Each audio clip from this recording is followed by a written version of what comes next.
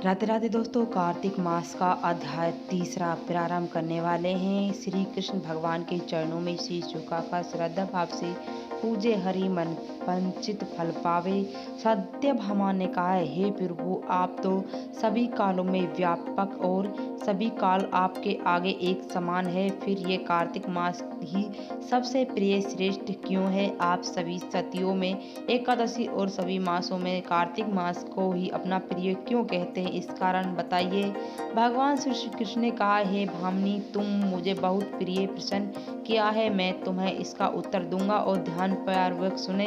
इस प्रकार एक बार महाराजा बैनी के पुत्र राजा पृथु ने प्रश्न के उत्तर में देव ऋषि नारद से प्रश्न किया था, जिसका उत्तर देते हुए नारद जी ने उसे कार्तिक मास की महिमा बताते हुए कहा, हे राजन, एक समय शंख नाम का एक राक्षस बहुत बलवान एवं अत्याचारी हो गया था। उसके अत्याचारों से तीनों लोक में सभी देवी देवता परेशान थे। उसे शक शुरू से स्वर्ग में निवास करने वाले देवताओं पर विजय प्राप्त कर इंद्र देवता की देवता और लोकपालों को अधिकार कर छीन लिया था। उससे भयभीत होकर समस्त देवी देवता अपने परिवार के सदस्यों के साथ सुपर्वत की गुफाओं में बहुत दिनों तक छिपे रहे। तत्पश्चात वे निश्चित होकर समित पर्वतों की गुफाओं में रहने लगे। जब उधर शंखचूड़ को पता चला कि देवता अंतर पूर्वक सुमित पर्वतों की गुफाओं में निवास कर रहे हैं, तो उसे सोचने की ऐसी कौन सी दिव्य शक्ति अवश्य है जिसके प्रभाव से अधिकारीहीन यह देवता अभी भी बलवान है। सोचते सोचते वे निर्णय पर पहुंचा कि वे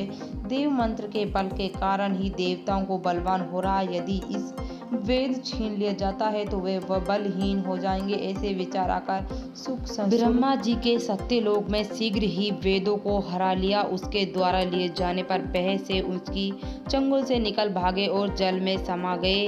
शंखचूड़ ने वेद मंत्र तथा बीज मंत्र को ढूंढते हुए सागर में प्रवेश किया, परंतु ना तो उसे वेद मंत्र मिला और ना ही बीज मंत्र मिला। जब शंखचूड़ सागर में से निराश होकर वापस लौट रहा था, उस समय ब्रह्मा जी पूजा की सामग्री लेकर सभी देवताओं के साथ भगवान विष्णु की शरण में पहुंचे। भगवान की गहरी निद्रा में जागने के लिए गाना बजाया और धूप गंध आदि से बारंबार उनकी पूजा करने लगे। दीप धूप नवजोत आदि अर्पित किया जाने पर भगवान की निद्रा टूटी और देवताओं के साथ ब्रह्मा जी को अपना पूजन करते देख बहुत प्रसन्न हुआ और कहने लगा, मैं आप लोगों के इस कृत्य और मंगलचरण से बहुत प्रसन्न हूँ। आप सभी अभिष्ट वरदान मांगे, मैं अवश्य प्रदान करूंगा। जो मनुष्य अश्विनी शुक्ल की एकादशी से देव शुक्ल एकादशी तक ब्रह्म मुहूर्त में उठकर मेरी पूजा करेगा, उन तुम्हारी भांति मेरे प्रसन्न होने के कारण सुख की प्राप्ति करेगा। आप लोग जो पद अर्ध और अचन से जल आदि सामग्री के लिए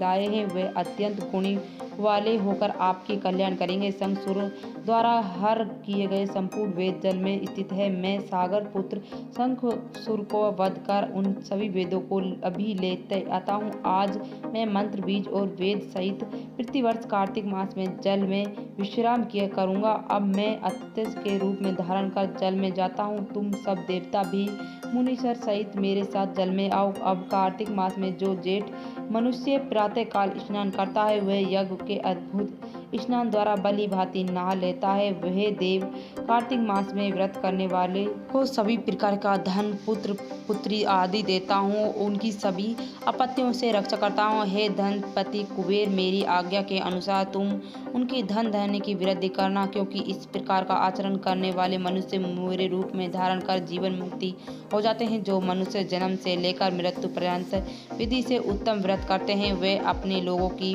पूजनीय होते हैं। कार्तिक शुक्ल पक्ष की एकादशी तिथि को तुम लोगों ने मुझे जगाया, इसलिए यह तिथि अत्यंत दैनिक और मानवीय होगी। हे देवताओं, ये दोनों व्रत नियमित पूर्व करने से मनुष्य मेरे सिंह प्राप्त करेगा। इस व्रत को करने से जो फल मिलता है, वह अन्य किसी प्रकार का व्रत करने से नहीं मिलेगा। अतः प्रत्येक मनुष्य को सुख और निरोगी रहने के लिए कार्तिक मास की एकादशी का व्रत कथा सुने और सभी को सुनाए। उपयुक्त नियमों का पालन। ये जानकारी कार्तिक मास के तीसरे अध्याय के बारे में। अगला अध्याय अगली वीडियो में। वीडियो अच्छी लगी तो वीडियो को लाइक शेयर करना, कमेंट में भगवान कृष्ण जरूर